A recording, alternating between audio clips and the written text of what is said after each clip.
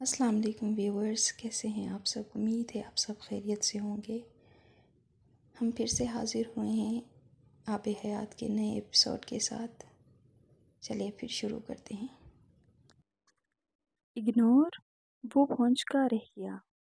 میں تمہیں اگنور کرتا رہا۔ میں کر سکتا ہوں، اس نے بے یقینی سے کہا۔ امامہ نے اس سے نظریں نہیں ملائیں۔ تم سوچ بھی کیسے سکتے ہو یہ؟ تمہیں اگنور کرنے کے لیے شادی کی تھی میں نے تم سے۔ تمہیں اگنور کرنے کے لیے اتنے سالوں سے خوار ہوتا پھر رہا ہوں میں، لیکن تم کرتے رہے۔ وہ اپنی بات پر مصر تھی۔ تم زبان سے ایک بات کہتے ہو لیکن تم وہ بات کرتے کرتے رکی۔ اس کی آنکھوں میں نمی تیرنے لگی۔ تمہاری زندگی میں میری کوئی اہمیت ہی نہیں ہے۔ رکو مت، کہتی رہو۔ میں جاننا چاہتا ہوں کہ میں ایسا کیا کر رہا ہوں جس سے تمہیں میرے بارے میں اتنی غلط فہمیاں ہو رہی ہیں۔ اس نے اس کی آنکھوں کی نمی کو نظر انداز کرتے ہوئے بے حد سنجیدگی سے کہا، میں نے تمہیں صبح مسجد جاتے ہوئے نہیں بتایا، آفس جاتے ہوئے بھی نہیں بتایا، اور اس نے گفتگو شروع کرنے کے لیے اسے کلو دی۔ تم نے مجھے یہ بھی نہیں بتایا کہ تم افطار پر دیر سے آؤ گے۔ تم چاہتے تو جلدی بھی آ سکتے تھے۔ وہ رکی اور سالہ نے کوئی وضاحت کیے بغیر کہا، میں نے تمہارے کہنے کے مطابق تمہیں میسج کیا، لیکن تم نے مجھے کال نہیں کی۔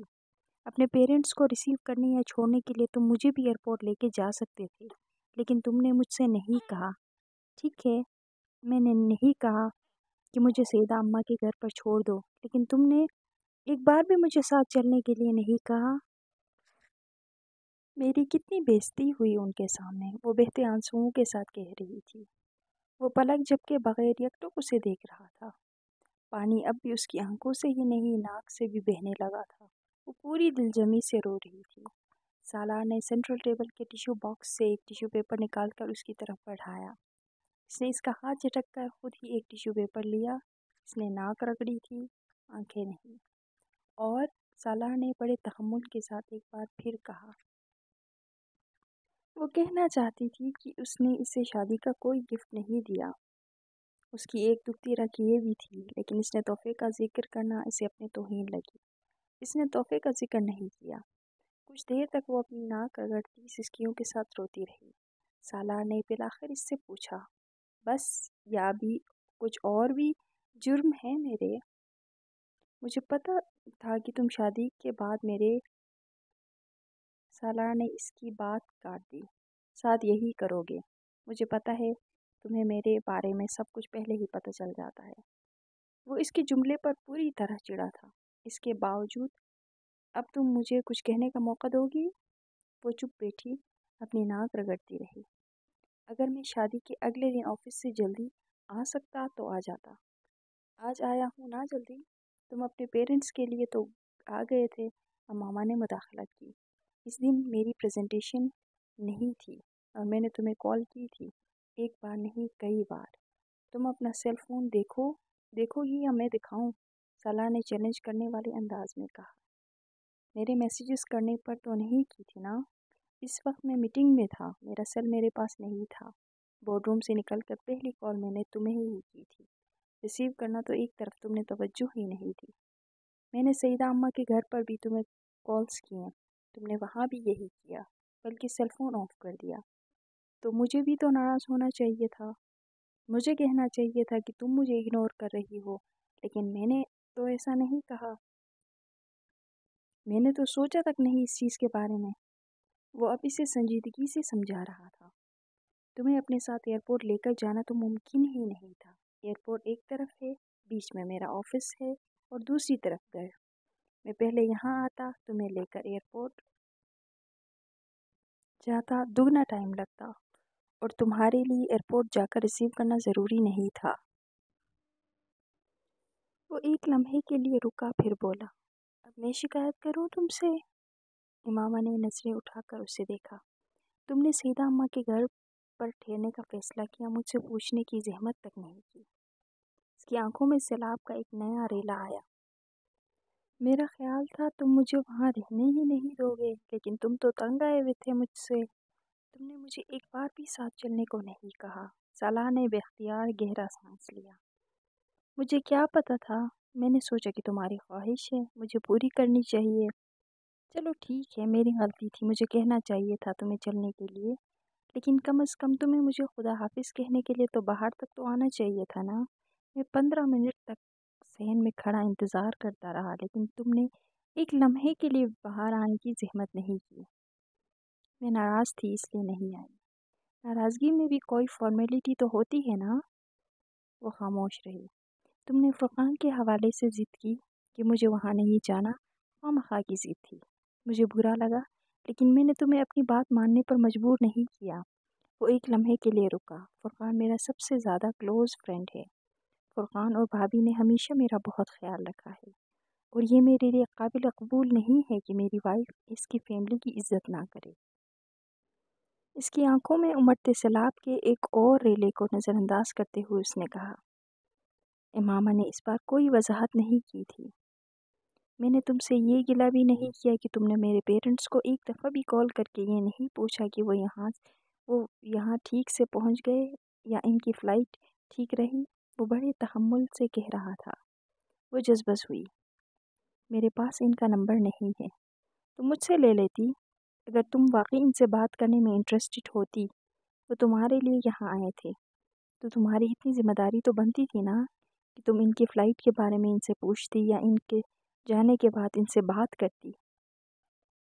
تو تم مجھ سے کہہ دیتے، کیوں نہیں کہا؟ میں نے اس لیے نہیں کہا کیونکہ میرے نزدیک کوئی ایشو نہیں ہے۔ یہ معمولی باتیں ہیں، یہ ایسے ایشوز نہیں ہیں جن پر میں تم سے ناراض ہوتا پھروں یا جھگڑا کروں۔ وہ بول نہیں سکی۔ لیکن تم نے یہ کیا کہ میرے خلاف کیس تیار کرتی رہی، ہر چھوٹی بڑی بات اکٹھی کرتی رہی، مجھ سے کوئی شکایت نہیں کی، لیکن سیدہ اماں کو سب کچھ بتایا، اور ڈاکٹر صاحب کو بھی۔ کسی دوسرے سے بات کرنے سے پہلے تمہیں مجھ سے بات کرنی چاہیے تھی نا۔ اس کے آنسو تھمنے لگے۔ وہ اسے بڑے تحمل سے سمجھا رہا تھا۔ اگر میں تمہاری بات نہ سنتا تو بات اور تھی، پھر تم کہتی کسی سے بھی، مجھے اعتراض نہ ہوتا۔ وہ خاموش رہی۔ اس کی بات کچھ غلط بھی نہیں تھی۔ تم سو نہ رہی ہوتی تو میں یقیناً تمہیں بتا کر ہی گھر سے نکلتا کہ میں کہاں جا رہا ہوں، لیکن میں ایک سوئے ہوئے بندے کو صرف یہ بتانے کے لیے اٹھاؤں کہ میں جا رہا ہوں، تو یہ میں کبھی نہیں کر سکتا۔ وہ کچھ بول ہی نہ سکی۔ اگنور؟ میں حیران ہوں امامہ کہ یہ خیال تمہارے دماغ میں کیسے آ گیا۔ میں 4 دن سے 7ویں آسمان پر ہوں اور تم کہہ رہی ہو کہ میں تمہیں اگنور کر رہا ہوں۔ لیکن تم نے ایک بار بھی میری تعریف نہیں کی۔ امامہ کو ایک اور خطا یاد آئی۔ سالار نے چونک کر اسے دیکھا۔ کس چیز کی تعریف؟ اس نے حیران ہو کر پوچھا۔ یہ ایک بے حد احمقانہ سوال تھا، لیکن اس سوال نے امامہ کو شرمندہ کیا تھا۔ اب یہ بھی میں بتاؤں؟ وہ بری طرح بگڑی تھی۔ تمہاری خوبصورتی کی؟ سالار کچھ الجھ کر اندازہ لگایا۔ وہ مزید خفا ہوئی۔ میں کب کہہ رہی ہوں خوبصورتی کی کرو؟ کسی بھی چیز کی تعریف کر دیتے، میرے کپڑوں کی کر دیتے۔ اس نے کہہ تو دیا، لیکن وہ یہ شکایت کرنے پر پچھتائی۔ سالار کے جوابی سوالوں نے اسے بری طرح شرمندہ کیا۔ سالار نے ایک نظر سے پھر اس کے کپڑوں کو دیکھ کر ایک گہرا سانس لیا اور بے اختیار ہنسا۔ امامہ، تم مجھے اپنے منہ سے اپنی تعریف کرنے کے لیے کہہ رہی ہو؟ اس نے ہنستے ہوئے کہا۔ یہ جیسے اس کے لیے مذاق تھا۔ وہ بری طرح چونک گئی۔ مت کرو، میں نے کب کہا ہے؟ نہیں، یو آر رائٹ، میں نے واقعی ابھی تک تمہیں کسی بھی چیز کے لیے نہیں سراہا۔ مجھے کرنا چاہیے تھا۔ وہ ایک دم سنجیدہ ہوا۔ اس نے امامہ کی شرمندگی محسوس کر لی تھی۔ اس کے کندھے پر بازو پھیلاتے ہوئے اس نے امامہ کو اپنے قریب کیا۔ اس بار امامہ نے اس کا ہاتھ نہیں جھٹکا تھا۔ اس کے آنسو اب تھم چکے تھے۔ سالار نے دوسرا ہاتھ سے اس کا ہاتھ اپنے ہاتھ میں لے لیا۔ وہ اس کے ہاتھ کو بڑی نرمی کے ساتھ سہلاتے ہوئے بولا، ایسی شکایتیں وہاں ہوتی ہیں جہاں صرف چند دن کا ساتھ ہو، لیکن جہاں زندگی بھر کی بات ہو وہاں یہ سب بہت سیکنڈری ہو جاتا ہے۔ اسے اپنے ساتھ لگائے ہوئے بڑی نرمی سے سمجھا رہا تھا۔ تم سے شادی میرے لیے بہت معنی رکھتی ہے، اور بہت معنی رکھتی تھی۔ लेकिन आइंदा भी कुछ मानी रखेगी। इसका इन्हिसार तुम पर है। मुझसे जो गिला है इसे मुझसे करो, दूसरों से नहीं। मैं सिर्फ तुमको जवाब दे हूँ मामा, किसी और के सामने नहीं। इसने बड़े नपे तुले लफ्ज़ों में इसे बहुत कुछ समझाने की कोशिश की थी। हम कभी दोस्त नहीं थे, लेकिन दोस्तों से ज़्यादा बेतकल्लुफ़ी और साफ़गोई रही है हमारे ताल्लुक़ में। शादी का रिश्ता इसे कमज़ोर क्यों कर रहा है? इमामा ने एक नज़र उठाकर इसके चेहरे को देखा। इसे इसकी आंखों में भी वही संजीदगी नज़र आई जो इसके लफ्ज़ों में थी। इसने एक बार फिर सर झुका लिया। वो गलत नहीं कह रहा था। इसके दिल ने एतराफ़ किया। तुम मेरी ज़िंदगी में हर शख्स और हर जगह से ज़्यादा इम्पोर्टेंस रखती हो, सालार ने अपने लफ्ज़ों पर ज़ोर देते हुए कहा। लेकिन ये एक जुमला मैं तुम्हें हर रोज़ नहीं कह पाऊँगा। इसका मतलब ये नहीं है कि मेरे लिए तुम्हारी इम्पोर्टेंस कम हो गई है। मेरी ज़िंदगी में तुम्हारी इम्पोर्टेंस अब मेरे हाथ में नहीं, तुम्हारे हाथ में है। ये तुम्हें तय करना है कि वक्त गुजरने के साथ तुम इस इम्पोर्टेंस को बढ़ाओगी या कम कर दोगी। इसकी बात सुनते हुए इमामा की नज़र इसके हाथ के पुश्त पर पड़ी, जिससे वो इसका हाथ सहला रहा था। इसके हाथ की पुश्त बेहद साफ सुथरी थी। हाथ की पुश्त और कलाई पर बाल न होने के बराबर थी। हाथ की उंगलियां किसी मुसव्विर की उंगलियों की तरफ लंबी और आम मर्दों के हाथों की निस्बत पतली थी। इसके हाथों की पुश्त पर सब्ज़ और नीली रगें बहुत साफ तौर पर नुमायां नज़र आ रही थी। इसकी कलाई पर रिस्ट वॉच का हल्का सा निशान था। वो यकीनन बहुत बाकायदगी से रिस्ट वॉच पहनता था। वो आज पहली बार इसके हाथ को इतने गौर से देख रही थी। इसे इसके हाथ बहुत अच्छे लगे थे। इसका दिल कुछ और मौम हुआ।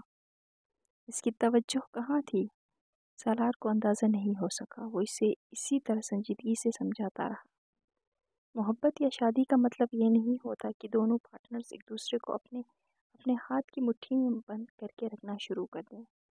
इससे रिश्ते मजबूत नहीं होते, दम घुटने लगता है। एक दूसरे को स्पेस देना, एक दूसरे की इनफरादी हैसियत को तस्लीम करना, एक दूसरे की आज़ादी के हक़ का एहतराम करना बहुत ज़रूरी है। इमामा ने गर्दन मोड़ कर इसका चेहरा देखा। वो अब भी बेहद संजीदा था। हम दोनों अगर सिर्फ एक दूसरे के ऐब और कोताहियों को ढूंढते रहे तो बहुत जल्द हमारे दिल एक दूसरे के लिए इज्जत और लिहाज ख़त्म हो जाएगा। किसी रिश्ते को कितनी भी मोहब्बत से बांधा गया हो, अगर इज्जत और लिहाज ख़त्म हो जाए तो मोहब्बत भी चली जाती है। ये दोनों चीज़ें मोहब्बत के घर की चारदीवारी हैं। चारदीवारी ख़त्म हो जाए तो घर को बचाना बड़ा मुश्किल है। इमामा ने बड़ी हैरानगी से इसे देखा। वो इसकी आंखों में हैरानगी देख कर मुस्कुराया। अच्छी फ़िलॉसफी है ना? इमामा की आंखों में नमी और होंठों पर मुस्कुराहट बैक वक्त आई थी। इसने इस बात में सर हिलाया। सालाह ने इसे अपने और कुछ करीब करते हुए कहा, मैं अल्लाह का परफेक्ट बंदा नहीं हूँ तो तुम्हारा परफेक्ट शोहर कैसे बन सकता हूँ इमामा? शायद अल्लाह मेरी कोताहियों को नज़रअंदाज कर दे तो तुम भी तो माफ़ कर दिया करो। वो हैरानी से इसका चेहरा देखती रही। वो सालार सिकंदर से नावाकिफ़ थी। सालाह ने बड़ी नरमी के साथ इसकी आंखों के सूजे हुए पपोटों को अपनी पोरों से छुआ। क्या हाल कर लिया तुमने अपनी आंखों का? तुम्हें मुझ पर तरस नहीं आता? वो बड़ी मलाइमत से कह रहा था। इमामा ने जवाब देने के बजाय इसके सीने पर सर रख दिया। वो अब बेहद पुरसुकून थी।